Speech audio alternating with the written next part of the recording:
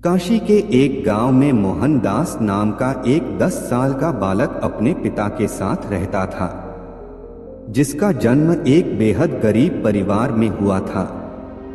मोहनदास जब 5 साल का था तब उसकी माता किसी गंभीर बीमारी के चलते पैसों की कमी और आसपास कोई चिकित्सा केंद्र न होने की वजह से चल बसी थी। मोहनदास के पिताजी ठाकुरों के खेतों में मजदूरी किया करते थे, जिससे मिलने वाले पैसों से मुश्किल से ही घर का खर्च चल पाता था। उन समय में छोटे छोटे गुरुकुल हुआ करते थे, जहां पर शिक्षा का ज्ञान दिया जाता था, जिसकी मासिक फीस 100 रुपए थी।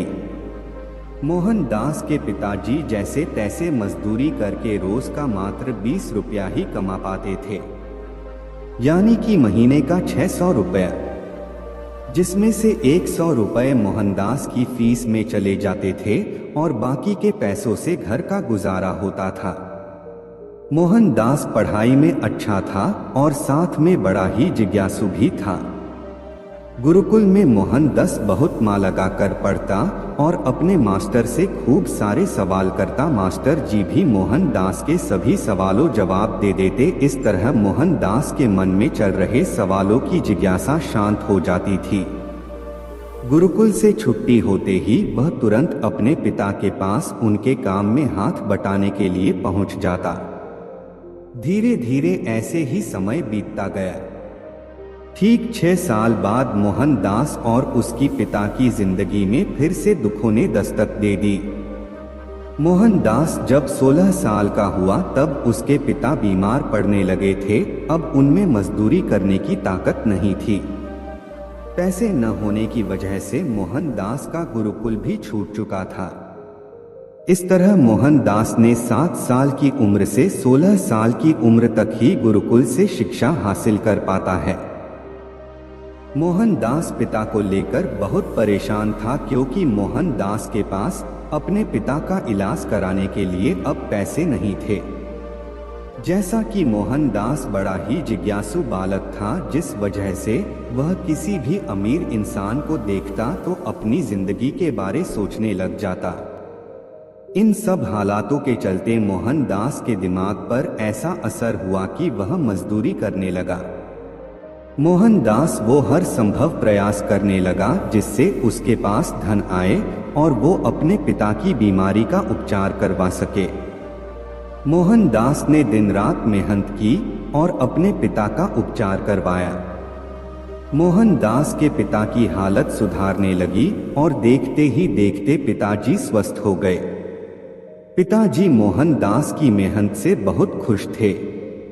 मोहनदास के पास अब इतना धन हो चुका था कि मोहनदास ने एक खेत और 2 गाय खरीद ली थी।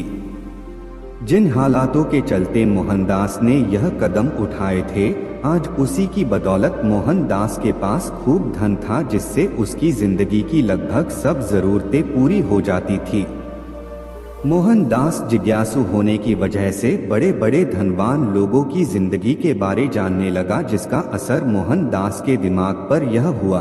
उसकी मानसिकता अब यह बन चुकी थी कि अब धन ही सब कुछ है, धन से कुछ भी खरीदा जा सकता है।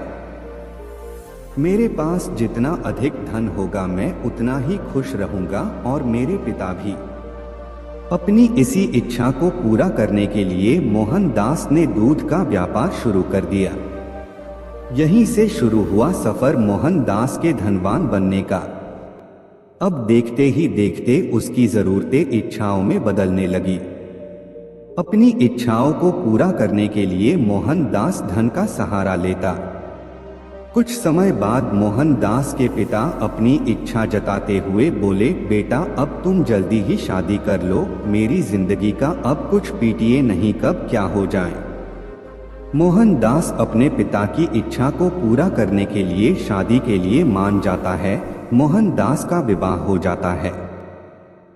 मोहनदास खुशी पाने के लिए ऐशो आराम के सभी भोग विलास सामान खरीद लेता, एक आलीशान हवेली भी बनवाई। अब एक दिन ऐसा भी आया कि सब कुछ होने के बावजूद भी मोहनदास दुखी सा रहता था, क्योंकि उसका मन संतुष्ट नहीं होता था। इधर एक तरफ उसकी इच्छाएं जो खत्म होने के नाम ही नहीं लेती थी। अब मोहनदास का मन कहीं भी नहीं लगता था। वह परेशान रहने लगा। मोहनदास की हालत पागलों जैसी होने लगी थी। उसे संतुष्टि नहीं मिल रही थी। उसे समझ नहीं आ रहा था कि क्या करे। इधर भगवान बुद्ध नेपाल से बौद्ध धर्म का प्रचार करते हुए भारत में काशी की तरफ आ रहे थे। भगवान बुद्ध काशी के एक गांव में रुक हुए थे।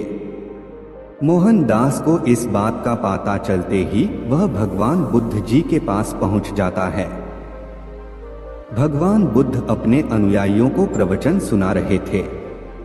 इतने में मोहनदास बुद्ध जी के पास रोते हुए पहुंचा और बोला, मैं इस जिंदगी में बहुत परेशान हो गया हूँ।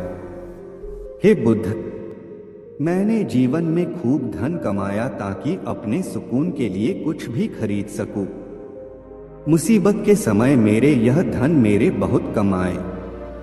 इनसे मैंने अपनी हर सुख सुविधा की वस्तुएं खरीदी जिनसे मुझे बहुत खुशी मिली। तो ऐसी क्या वजह कि जो मेरा मन संतुष्ट नहीं हो रहा। आज मेरे पास सब कुछ है जिससे मैं खुश तो रहता हूं, लेकिन अधिक समय तक नहीं। सब कुछ होने के बाद भी मुझे सुकून क्यों नहीं मिल रहा। मन को शांति और संतुष्टि नहीं मिल रही जो मिलनी चाहिए।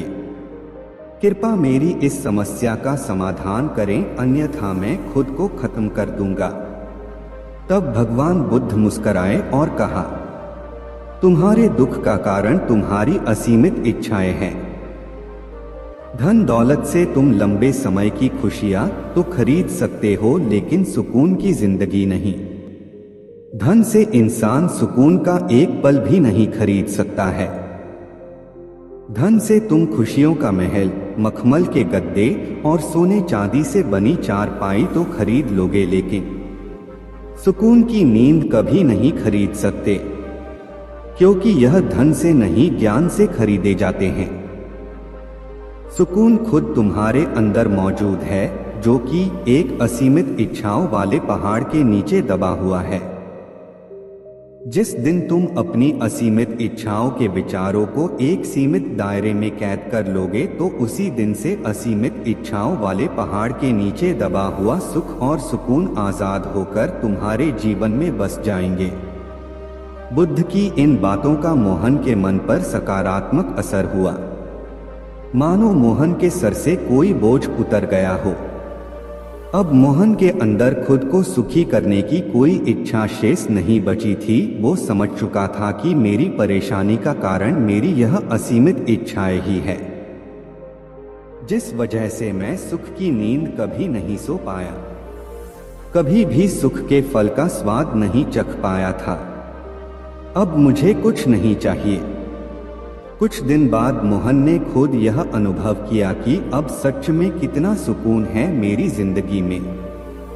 शुरू से मैं मूर्ख, सुकून पाने के लिए खुद पर धन दौलत लुटाता रहा, बस धन कमाने के पीछे भागता रहा। जीवन के इस सत्य से अनजान रहा कि सुकून तो मेरे अंदर ही था, जो असीमित इच्छाओं के अंधेरे में कहीं खो गया था। और आज मन से मैं बहुत हल्का महसूस कर रहा हूँ। आज जाकर मेरे मन को सुख की संतुष्टि प्राप्त हुई है। जय हो महात्मा बुद्ध की, जिन्होंने मुझे यह ज्ञान दिया।